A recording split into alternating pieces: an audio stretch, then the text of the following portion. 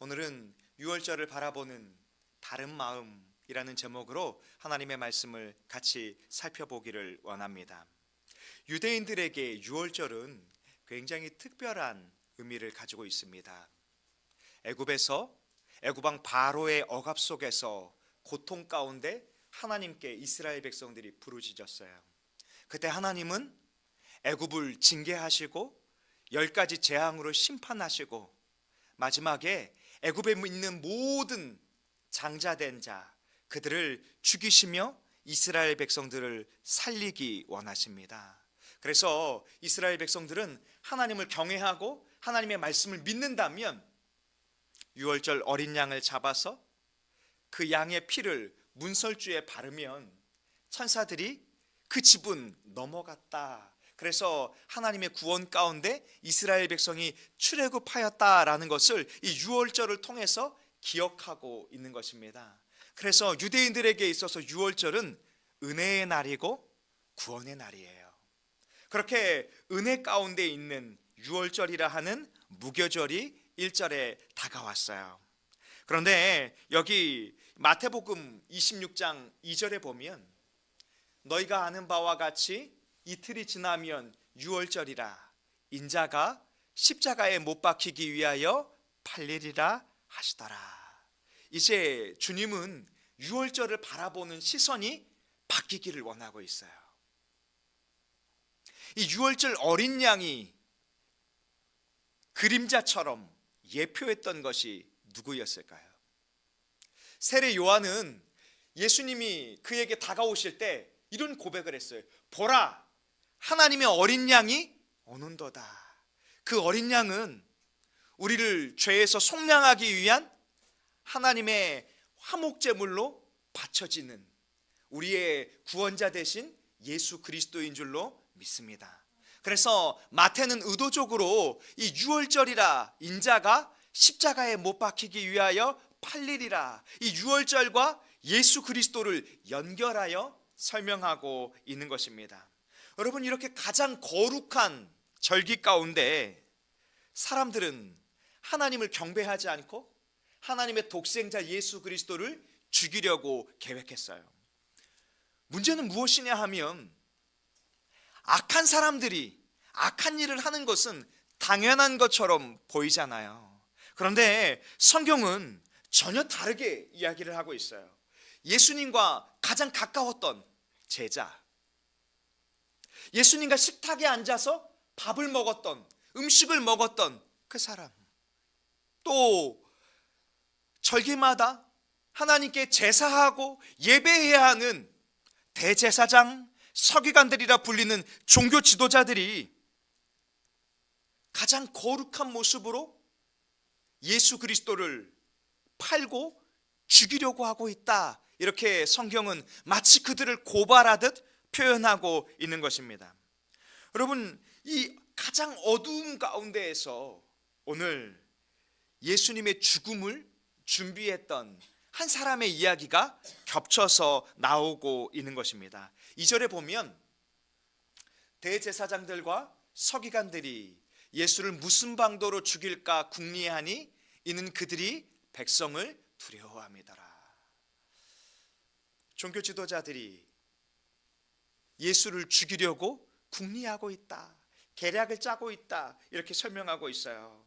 그런데 여기 마태복음 26장 3절에 보면 그들이 무엇을 하고 있냐면 대제사장들과 백성의 장로들이 가야바라는 대제사장의 관정에 모여 예수를 흉계로 잡아 죽이려고 의논하되, 똑같이 예수를 죽이려고 계획을 짜는 것처럼 보이지만 이 안에는 또 다른 그들의 무너진 모습들도 같이 기록되어 있어요. 여기 이 대제사장 가야바는 전임 대제사장 안나스의 사위예요. 마태는 의도적으로 지금 이 가야바의 이 즉위를 또 이 안나스라고 하는 이 장인이 이용해서 주를 제사하고 예배해야 하는 대제사장들이 지금 종교적인 힘을 나눠 갖고 서로의 이익을 위해 살고 있다, 이렇게 표현하고 있는 거예요. 그런데 5절에 보니까 그들이 두려워하는 것이 있어요. 밀란이 날까 하니 명절에는 하지 말자. 여러분, 지금 종교 지도자들이 두려워하는 것은 하나님일까요? 눈에 보이는 사람일까요? 사람이죠. 거룩한 절기에 거룩하신 하나님의 은혜와 하나님의 구원을 바라봐야 하는 그들이 오히려 자신의 종교적인 힘을 지키기 위한 절기로 바꾸고 있음을 표현하고 있는 것입니다. 오늘 이 시대를 살아가는 우리들에게 이 말씀은 적용하지 못하는 말씀이 아니라 너희는 어떻게 살아가고 있느냐, 이것을 동일하게 묻고 있습니다. 예수 그리스도의 십자가 구속의 은혜를 바라보며 우리가 은혜로 살아가고 있느냐, 아니면 사람들의 눈치를 보고 또 내 자신이 인정받으려고 하고 내가 안정되기 위해서 살아가고자 애쓰고 있느냐, 이 말씀을 통해서 우리에게 묻고 있는 것입니다. 믿음을 가지고 은혜로 살아가는 것은 바로 이 예수 그리스도를 나의 구주로 모시고 살아가는 거예요. 나의 주인으로 모시고 살아가는 거예요. 아무리 교회 안에 있다 할지라도 예수님을 구원자로 믿지 않으면 그는 구원을 얻을 수 없습니다. 예수님이 주인 되지 않은 삶은 구원을 받을 수 없어요. 단지 교회 안에 있을 뿐입니다. 특별히 오늘 3절에 보면 예수님의 12 제자 중에 하나인 가룟신이라 부르는 유다에게 사탄이 들어갔다, 이렇게 말하고 있어요. 예수님 곁에서 놀라운 기적을 가장 많이 경험했던 그 한 사람, 예수님을 통해서 하나님의 천국 복음을 가장 많이 들었던 그 한 사람, 예수님과 가장 가까이 식사의 만찬을 많이 했던 그 한 사람, 그에게 지금 누가 들어갔어요? 사탄이 들어갔어요. 그리고 오히려 요한복음 12장 6절에 보면 이런 말씀이 있습니다. 그는 도둑이라 돈깨를 맞고 거기 넣은 것을 훔쳐 가미로라. 그러니까 예수님 가까이에 있는 것이 중요한 것이 아니라 예수 그리스도가 나의 주인이요 나의 구원자인가, 이것이 중요하다라고 말씀하고 있는 거예요. 아무리 예수님 가까이 있다 할지라도 예수님을 종교적으로 이용하고 자신의 이익을 얻기 위해서, 자신의 문제를 해결함 받기 위해서 이용하고자만 한다면 그는 예수님을 믿음으로 구원을 얻을 수 없는 것입니다. 여기 주님 곁에 있었던, 믿지 않았던 이 한 사람은요, 겉으로 볼 때에는 너무나 잘 믿는 것처럼 보이고 있어요. 그것이 참 문제예요. 요한복음 12장 5절에 보면 이렇게 이야기를 합니다. 이 향유를 어찌하여 300데나리온에 팔아 가난한 자들에게 주지 아니하였느냐. 여기 이 유다가 예수님께 향유 옥합을 깨트린 그 여인을 향해서 정죄를 하는데요, 야, 이 향유를 어찌하여 깨트렸느냐, 그것을 팔아서 가난한 사람들에게 주는 것이 맞지 아니하냐. 여러분, 이 이야기가 맞아 보여요? 틀려 보여요? 맞아 보이지요. 합리적이어 보이지요. 그런데 예수님의 십자가 앞에서는 이 이야기는 틀린 이야기예요. 왜냐하면 이 여인은 지금 예수님의 장례를 준비하고 있기 때문입니다. 여러분, 또 한 가지 물어볼까요? 지금 이 향유 누구 거예요? 마리아 거잖아요. 이 한 여인 것이잖아요. 그가 주님 앞에 자신의 삶을 드린 것을 오히려 제자들은 어떻게 말하고 있습니까? 정죄하고 있는 거예요. 야, 이렇게 값어치 없는 삶을 살아가는 것이 맞느냐? 더 효율적이고 더 합리적으로 살아갈 수 있는 것 아니냐? 이렇게 묻고 있는 것이죠. 믿음의 식구들이요, 우리가 예수 그리스도를 위해서 살아가는 것도 때로는 심지어 여러분 가장 가까이 있는 사람들의 시선에서조차 왜 그렇게 사는 거야? 그렇게까지 살아야 돼? 정말 그것이 믿음의 길이 맞아? 나는 도무지 네가 믿고 있는 삶이 광신적이어 보여, 비합리적이어 보여, 이해가 되지 않는데? 이렇게 이야기를 들을지도 모릅니다. 그런데 여러분, 우리가 이 땅을 살아가면서 어떤 마음으로 무엇을 위해 살아가야 하는지를 다시 한번 오늘 이 말씀 가운데 비춰 볼 수 있기를 원합니다. 요한복음 13장 2절에 보면 유다를 가리켜서 이렇게 말하고 있어요. 마귀가 벌써 시몬의 아들 가롯 유다의 마음에 예수를 팔려는 생각을 넣었더라. 그러니까 예수님이 주인된 삶을 살지 아니하면, 내가 주인이 되고 내 욕심에 이끌리는 삶을 살게 되면 여러분, 우리는 어둠의 권세의 미혹을 이겨내기 어렵습니다. 우리의 씨름은 혈과 육이 아니라 저 세상의 어둠의 주관자들이에요. 그런데 그들이 우리를 막연하게 두렵게만 하는 것이 아니라 풀화살을 쏘아대서 우리를 유혹하고 미혹하고 넘어뜨리려고 하는 거예요. 여러분, 유다가 왜 이렇게 마귀의 생각에 사로잡히게 되었을까요? 그것은 유다의 이 내면 안에 있는 본성의 욕구와 그 마귀가 주는 그 생각이 마치 불꽃처럼 하나를 이루고 말았던 것입니다. 유다는 예수님을 따라다니면서 어떤 생각을 했을까요? 예수님은 나의 구원자야, 예수님은 나의 주인이야, 이런 생각을 했을까요? 성경은 그렇게 말하고 있지 않습니다. 유다는 도둑이었다. 그래서 헌금이 모여지면 몰래 그 돈을 훔쳐가는 일을 행했다, 이렇게 말하고 있어요. 또 오늘 이 300데나리온의 이 향유를 팔 수 있었겠다, 이렇게 말했던 이유조차도 실상은 가난한 자들에게 이것을 나눠주기 위함이 아니라 그것이 헌금함에 들어오면 그것을 착취하려고 했던 것입니다. 그리고 유다는 결국 예수를 팔려는 생각이 들어갔을 때 왜 이것을 실행했을까요? 그것은 예수님의 복음 앞에 이유가 있습니다. 예수님이 제자들에게 인자가 곧 십자가에서 죽게 되리라, 이런 말씀을 반복적으로 마지막 때에 하고 있잖아요. 그러니까 유다의 생각 가운데는 어떤 마음이 들어올까요? 내가 따랐던 이 선생의 삶은 이제 곧 끝나겠구나, 마지막으로 한탕해야 되겠다. 여러분, 은 30은 얼마만큼의 가치가 있을까요? 성경에 표현하기를 그렇게 작은 금액도 아니고 그렇게 큰 금액도 아니다, 이렇게 표현하고 있는데요, 대략 이 시대로 환산하면 1,000만 원이 조금 안 되는 돈이다, 이렇게 표현하고 있어요. 4절에 보니까 이에 유다가 대제사장들과 성전 경비대들에게 가서 예수를 넘겨줄 방도를 의논하매. 그런데 자신의 종교적인 힘을 지키기 위해서 또 이 마귀의 게임에 같이 빠진 자들이 있어요. 대제사장들, 성전의 경비대장이라 표현된 사람들은 실상은 레위인들이에요. 여러분, 레위인들은 무엇을 하는 사람들이죠? 하나님을 예배하고 하나님을 찬양하고 성전을 관리하고 성전의 기물을 잘 지켜내는 사람들. 그들이 지금 예수를 넘겨줄 방도를 찾기 위해서 5절에 보니까 그들이 기뻐하여 돈을 주기로 언약하는지라.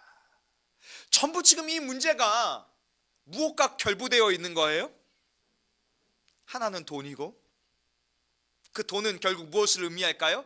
세상을 향한 욕망. 또 하나는 뭘까요? 내 자신을 지키고 싶은 욕망. 이것이 지금 서로 마치 버무려지듯이 맞물려 있는 것입니다. 결국 이 안에는 예수 그리스도가 있을까요, 없을까요? 보이지 않는 거예요.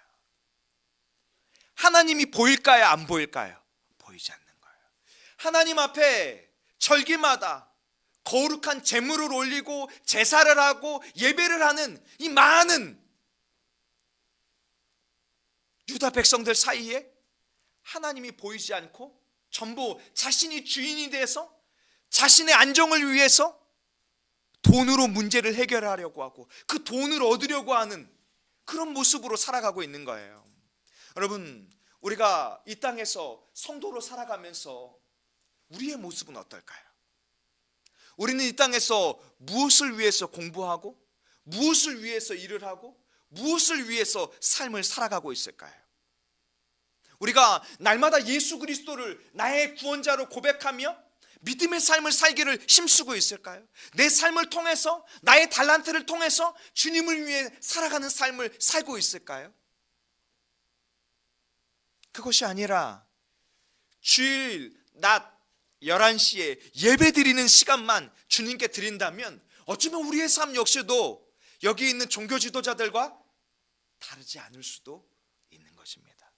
입술로는 하나님을 고백하지만 정작 내 삶의 주인은 하나님이 아닌 거예요. 나는 하나님을 찬양하지만 내 삶 속에서는 하나님을 위한 삶은 주일로 딱 가두어 놓고, 주일에는 하나님을 위해 살지만 예배를 마치고 나아가면 내가 하고 싶은 대로, 내 욕심대로, 내 소원대로 살아가고자 하는 것입니다. 그런데요, 여기 가장 어두운 시대 가운데 주님을 전심으로 찾는 한 사람의 이야기가 기록되어 있어요. 오늘 누가복음 22장에 나타난 이 유월절, 또 예수님과 예수님의 제자들의 최후의 만찬의 이야기 사이에 마태는 26장에 보면 한 여인의 이야기를 기록하고 있거든요. 마태복음 26장 6절에 보면 예수께서 베다니 나병 환자 시몬의 집에 계실 때, 여기 베다니는 예루살렘에서 한 3km 정도 떨어져 있는 곳입니다. 그런데 이 베다니 마을에는 특수한 배경이 하나 있어요. 베단이라는 마을에는 나병 환자들이 집단으로 살고 있는 공동체가 있어요. 여러분, 나병은 어떤 병이지요? 그 당시 유대인들의 시선에서 나병은 저주받은 자, 상종할 수 없는 자, 가장 낮고 비천한 곳. 심지어 지금 예수님은 이 베다니 나병 환자 시몬의 집에 계셨다, 이렇게 말하고 있어요. 학자들은 예수님께서 이 시몬의 집에 가셔서 이 시몬을 고쳐주셨을 것이다, 이렇게 이 본문을 이해하고 있습니다. 예수님께서 오늘 이 십자가를 지시기 전에 이 가장 낮고 가장 비천한 이 베단이라는 마을에 왜 계실까요? 왜 이 시몬의 집에 계실까요? 주님의 십자가의 길은 바로 그런 길입니다. 그런데 그곳에서 7절에 보니까 한 여자가 매우 귀한 향유 한 옥합을 가지고 나와서 식사하시는 예수의 머리에 부으니. 또 요한복음은 이 12장 3절에 보면 이렇게 표현하고 있어요. 우리 같이 한번 읽겠습니다. 시작. 마리아는 지극히 비싼 향유 곧 순전한 나드 한 근을 가져다가 예수의 발에 붓고 자기 머리털로 그의 발을 닦으니 향유 냄새가 집에 가득하더라. 아멘. 여러분, 이 본문에는 도대체 마리아가 드린 향유 이 나드 한 근의 값이 얼마인지, 가치가 얼마인지 이런 것들이 전혀 계산되어 있지 않아요. 단지 이 후대의 사람들이 마리아가 이렇게 값어치 있는 것을 드렸대, 이런 식으로 이 본문을 마치 희화화하고 왜곡시켜서 해석하려고 하는 것입니다. 그런데 마리아의 마음 가운데에는 그런 것이 전혀 담겨져 있지 않아요. 오늘 마리아는 단지 예수님 앞에 나와서 예수님의 머리에 자신이 가장 소중하게 여기는, 자신이 잘 보존해왔던 그 향유 옥합을 깨트려서 머리에 붓고 또 자신의 머리카락으로 예수님의 발을 닦습니다. 여러분, 유대인들의 시선에서 발은 무엇을 의미할까요? 굉장히 더럽고 그 발을 만지고 싶지 않잖아요. 특별히 사막에서 마치 이 샌들을 신듯이 다닌다면 사실 예수님의 발이라 할지라도 그 발에는 온갖 먼지들이 묻어 있었을 가능성이 굉장히 많지요. 그런데 이 여인은 예수님이 발이 더럽냐 깨끗하냐 이런 것조차도 생각하지 않아요. 단지 예수님을 위해서 향유를 붓고 자신의 머리카락으로 예수님의 발을 닦기 시작합니다. 그리고 이 향유 냄새가 그 집안에 가득하게 되었어요. 저는 이 말씀을 바라보면서 예수 그리스도를 경외한다라는 것이 무엇인가를 다시 한번 바라봤으면 좋겠어요. 마리아처럼 향유 옥합을 깨트리자 이런 것이 아니라 우리는 예수 그리스도를 정말 전심으로 사랑하고 있는가, 예수 그리스도를 전심으로 사모하고 있는가? 우리의 믿음은 진짜인가? 아니면 유다처럼, 제자들처럼 이것이 얼마냐? 이것이 어떤 가치가 있느냐? 이것을 위해서 무엇을 할 수 있느냐?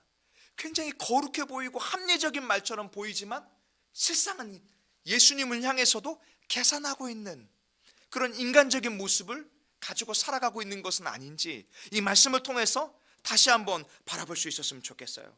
여기 마태복음 26장 8절에 보면 제자들이 분개하여 이르되, 마리아가 마리아의 것으로 향유옥합을 깨트려서 예수님의 장례를 준비하고 있는데, 성경 원문에 분개했다라는 표현의 의미는요, 분노하고 그 화를 주체할 수 없을 만큼 일어났다는 거예요. 우리 시대로 표현하면 나 폭발했어 이렇게 말하고 있는 거예요. 예수님을 위해서 자신의 삶을 드리고 있는 한 여인을 바라보면서 나 폭발했어 이렇게 말하고 있는 것이죠. 그러면서 그들이 말하는 것은 무엇입니까? 9절에 보니까 이것을 비싼 값에 팔아 가난한 자들에게 줄 수 있었겠도다. 예수님은 이 여인의 마음도 다 아시고 계시죠. 제자들의 마음도 다 알고 계시죠. 그리고 이렇게 예수님께서 10절에 말씀하십니다. 예수께서 하시고 그들에게 이르시되 너희가 어찌하여 이 여자를 괴롭게 하느냐? 이 여자가 내 몸에 이 향유를 부은 것은 내 장례를 준비하기 위하여 함이니라. 내가 진실로 진실로 너희에게 이르노니 온 천하에 어디서든지 이 복음이 전파되는 곳에서는 이 여자가 행한 일도 말하여 그를 기억하리라 하시니라. 예수님은 이 여인의 삶을 받으신 것이죠. 오늘 우리가 성도의 삶을 살아가면서 우리는 눈에 보이는 예수님께 우리의 마음을 쏟을 수는 없어요. 그런데 우리가 수련회를 하면서, 여러분 수련회 주제가 무엇이었는지 기억하십니까? 우리가 살아갈 마지막 이야기. 우리는 무엇을 의미할까요? 교회가 살아갈 마지막 이야기. 주의 몸된 교회로서 성도가 살아갈 마지막 이야기는 무엇입니까? 예수님이 속히 오리라 약속하신 그 약속의 말씀을 믿고 다시 오실 예수 그리스도를 기다리는 성도의 삶을 살아가는 것입니다. 다시 오실 예수 그리스도를 기다리는 삶은 무엇일까요? 예수님을 위한 삶을 살아가는 것입니다. 내가 예수님 믿고 나 구원 받았으니까 이제부터 내가 마음대로 살아가는 것은 괜찮아. 그냥 내가 살아가다가 예수님 오면 만나는 거야. 여러분, 이것은 비성경적인 말씀입니다. 예수님을 믿는다는 것은 예수님을 구주로 고백하는 것이고 예수를 위해 살아가는 것이고, 이 땅에 주의 몸된 교회로 살아간다는 것은 머리 대신 예수 그리스도 안에서 예수 그리스도를 위해서 살아가는 것입니다. 그것은 어떤 선교나 어떤 목사나 대단한 부르심은 아닐지라도 나의 삶 속에서 날마다 예수가 주인 되는 삶을 살아가는 것입니다. 예수님을 떠올리고 예수님을 생각하고 예수님을 사모하고 예수님을 위해서 살아가는 것입니다. 그래서 마치 주님이 오늘 오실 것처럼 진실로 이 믿음으로 깨어서 우리의 마음의 허리띠를 붙들고 날마다 믿음의 삶을 살아내는 것, 그것이 바로 다시 오실 예수 그리스도를 기다리는 성도의 삶인 것입니다. 오늘 다시 이 유월절 만찬을 준비하기 위한 자리로 넘어왔어요. 7절에 보면 유월절 양을 잡을 무교절 날이 이르렀습니다. 예수께서 베드로와 요한에게 보내시며 이르시되 가서 우리를 위하여 유월절을 준비하여 먹게 하라, 이렇게 말씀하세요. 베드로와 요한은 예수님의 말씀은 이해했지만 어떻게 준비해야 하는지를 몰랐어요. 그래서 9절에 말하기를 여짜오되 어디서 준비하기를 원하시나이까. 여러분, 유대인들은 절기 때마다 모두 예루살렘 성으로 들어옵니다. 그러니까 이 역사가 요세비우스는요, 이 성전이 완공되었을 때 추후 한 63년에서 64년경에 보면 이 제물의 양이 한 25만 마리 정도 됐다고 해요. 그런데 한 마리에 10명 정도가 같이 제물을, 이 어린 양을 잡았다는 거예요. 그러니까 그 숫자를 환산하면 감히 우리가 셀 수 없을 만큼 이 예루살렘 성 안에 유월절 절기 때 많은 사람이 밀집되어 있는 것입니다. 그러니까 당연히 이 베드로와 요한이 어떻게 준비할 수 있겠습니까? 이렇게 묻고 있는 거예요. 그때 예수님께서 10절에 이렇게 말씀합니다.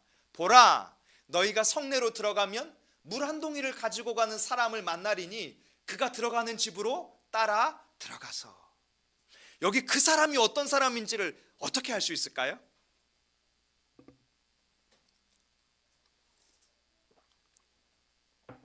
우리 한글 성경에는 이것을 번역하기를 사람을 만나리니 이렇게 표현했는데요, 성경 원문에는요 남성형, 여성형이 구분되어 있어요. 그래서 여기 이 사람은 남성형을 가리키고 있어요. 그래서 이 물 한 동이를 가지고 가는 한 남자를 만나게 될 것이다 이렇게 표현하고 있는 거죠. 여러분, 2000년 전 유대 사회에서 물동이를 지고 가는 유대인들은 남자가 많았을까요? 여자가 많았을까요? 거의 대부분이 여성들이 그 물동이를 지고 가는 문화를 가지고 있었어요. 그러니 이 남자가 물동이를 지고 갔다? 그것은 굉장히 특수한 일인 거예요. 그래서 예수님이 그것을 깨닫게 해주시는 거죠. 마치 여호와 이레처럼 주님이 이 모든 것을 지금 뭐하고 계세요? 준비해 놓고 계신 거예요. 특별히 이 학자들은 이 사람이 그냥 남자가 아닐 것이다 이렇게 표현하고 있습니다. 마치 세례 요한처럼 주의 길을 준비했던 그 시대의 사람들을 주님은 준비하고 계실 것이다 이렇게 해석하기도 합니다. 그래서 11절에 보면 그를 따라가서 그 집 주인에게 이르되 선생님이 내게 하는 말씀이 내가 내 제자들과 함께 유월절을 먹을 객실이 어디 있느냐 하시더라. 그리하면 그가 자리를 마련한 큰 다락방을 보이리니 거기서 준비해라. 그리고 실제로 베드로와 요한이 가보니까 13절에 그들이 나가 하신 그 말씀대로 만나서 유월절을 준비하게 되었다 이렇게 말씀합니다. 이제 이 다락방에 예수님과 예수님의 제자들이 모였어요. 그런데 예수님은 다른 표현을 한 번 더 하십니다. 14절에 보면 때가 이름에 예수께서 누구와 함께 앉으사? 사도들과. 여러분, 지금까지 이 사도들이라 표현된 자들을 바로 앞절까지 예수님은 누구라 불렀어요? 제자들로 불렀죠. 그런데 의도적으로 이 본문에서 그 제자들을 사도들로 바꿔서 지금 예수님과 함께 앉고 계신다 이렇게 표현하고 있어요. 이것은 무엇을 의미하고 있을까요? 지금 이것은 단순히 12 제자의 이야기로 끝나는 일이 아니다. 이 사도들이 대표하는 것은 무엇입니까? 교회를 대표하고 있는 거죠. 지금 교회를 대표해서 주의 사도들이 예수님과 어떤 교제를 하고 이것이 단순히 유월절이 아니라 어떻게 새 언약으로 새롭게 전환되어 가는지를 지금 그들에게 말씀해 주시고 싶으신 거예요. 그러면서 15절에 말씀하기를 이르되 내가 고난받기 전에 너희와 함께 이 유월절 먹기를 뭐 했느니라? 원하고 원하였다. 저는 이 말씀을 바라보면서 예수님이 얼마나 제자들을, 사도들을, 주의 성도들을 사랑하고 있는지를 느끼게 됐어요. 자신이 십자가에서 죽기 전에 이 마지막 최후의 만찬을 제자들과 사도들과 하시고 싶은 그 마음은 어떤 마음이었을까요? 저는 이 말씀을 바라볼 때 요한복음 13장 1절의 말씀이 떠올랐어요. 예수께서 자기 사람들을 사랑하시되 끝까지 사랑하십니다. 믿음의 식구들이여, 우리를 사랑하는 주님의 사랑은 완전한 사랑이신 줄로 믿습니다. 그리고 그 사랑은 멈춰지지 않습니다. 우리는 이해하기도 헤아리기도 어렵지만 주님이 우리를 사랑하시는 그 사랑은 그 마지막 순간까지, 우리가 저 천성에 가는 그 순간까지, 다시 오실 예수 그리스도를 만나는 그 순간까지 영원할 것입니다. 그 주님의 마음을 놓치지 않으셨으면 좋겠어요. 내가 원하는 대로 내 삶이 펼쳐지지 않는다고 해서 주님이 우리를 사랑하지 않는 게 아니에요. 내 안에 있는 것들이 결핍되고 채워지지 않는다고 해서 주님이 우리를 사랑하지 않는 것이 아니에요. 주님은 우리와 교제하기를 원하시고 우리와 함께하기를 원하시고, 그래서 우리에게 요한복음에 보면 보혜사 성령을 약속해 주신 거예요. 내가 너희를 고아처럼 버려두는 것이 아니라 진리의 영, 하나님의 성령을 너희에게 보내줄 것이니 그 성령과 더불어서 너희가 나와 함께 교제하게 되리라. 주님은 지금도 주의 성령을 통해서, 주의 말씀을 통해서 우리와 함께하고 계시는 줄로 믿습니다. 그것을 주님은 원하고 계세요. 여러분, 우리가 종교적인 절기를 지키듯이 주일에 예배를 드리지 않으셨으면 좋겠어요. 나는 그리스도인이니까 주일에 일주일에 한번 예배 드리는 것이 너무나 합당하지. 여러분, 이것은 맞는 말이지만 무언가 부족한 말이에요. 예배는 우리가 종교적인 행위로 드리는 것이 아니라 예배를 통해서 하나님께 영광을 돌리지만 그 예배 가운데 임하신, 충만하게 임하신 두세 사람이 모인 곳에, 그리스도의 이름으로 두세 사람이 모인 곳에 하나님의 성령이 임함으로 우리가 정말 측량하기 어려운 주님의 크신 은혜로 우리가 이 안에서 교제하고 주의 사랑을 나누고 은혜를 나누게 되는 곳인 줄로 믿습니다. 그것이 예배가 돼야 해요. 난 예배 드릴 때 아무 감동이 없는데, 나는 그냥 내 예배를 하나님 받으시는지도 모르겠어, 나와 함께 하는지도 모르겠어. 여러분, 그러면 우리의 마음을 다시 고쳐 먹으셔야 돼요. 무언가 지금 우리의 성전이 작동하지 않고 있는 것입니다. 믿음의 식구들이요, 주님은 주의 성전을 예배당이라고 하지 않으셨습니다. 다산동행교회 예배당은 이곳에 있지만 우리는 주의 성전으로 불러주셨어요. 그 주의 성전에서 거룩하신 하나님의 성령께서 임재하여 계시고, 그 성령께서 우리 가운데 충만하게 역사하여 주시고, 그 성령은 우상과 같이 아무것도 하지 않는 무기력한 영이 아니라 우리 안에 충만하게 역사하여 주셔서 진리를 깨닫게 해주시고 예수 그리스도의 은혜를 누리게 하여 주시고, 정말 그 세상이 빼앗을 수 없는 요동치는 세상 속에서 불안하고 두려워하고 근심해야 하는 것이 너무나 당연한데 그곳에서 은혜를 누릴 수 있는 곳, 그것이 참된 주의 성전인 줄로 믿습니다.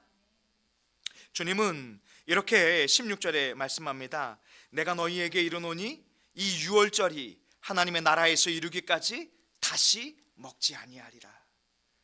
17절에 이에 잔을 받으사 감사 기도를 하시고 이르시되 이것을 갖다가 너희끼리 나누어 먹어라. 나는 이제 이 잔을 다시 받지 않을 것이다. 그러면서 이제 이 유월절 만찬을 새로운 언약으로 전환시켜 주세요. 18절에 보면 내가 너희에게 이르노니 내가 이제부터 하나님의 나라가 임할 때까지 포도나무에서 난 것을 다시 마시지 아니하리라. 또 떡을 떼사 감사 기도를 하시고 떼어 그들에게 주시며 이르시되 이것은 너희를 위하여 주는 내 몸이니 너희가 이를 행하여 나를 기념하라.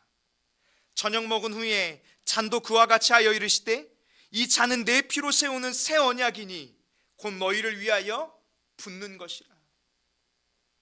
유월절 만찬이 이제는 예수 그리스도께서 십자가에서 우리를 위해서 찢기시고 고통당하신 그 살을 주는 것, 예수 그리스도께서 십자가에서 피 흘리시는 우리의 죄를 속량하시는 새로운 언약이 되었음을 우리에게 말씀하고 있는 것입니다. 그래서 이것을 기념하여 우리가 성찬을 나누는 거예요.